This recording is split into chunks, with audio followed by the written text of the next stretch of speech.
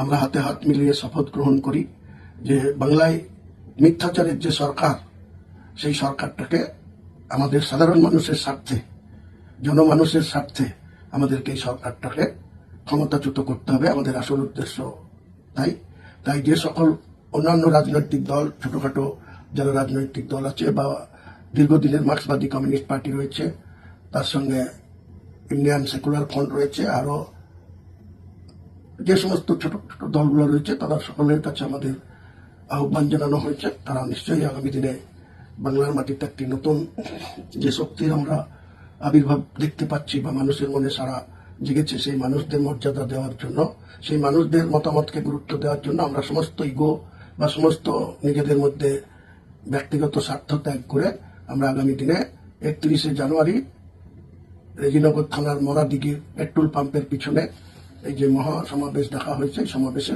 সকলকে আসার জন্য আমন্ত্রণ জানাচ্ছি। সকলেই ভালো থাকুন, সুস্থ থাকুন। আগামী শনিবার 31শে জানুয়ারি বেলা 12টায় মরাদিঘির ওই আমাদের মহাসমাবেশে দলে দলে যোগদান করুন।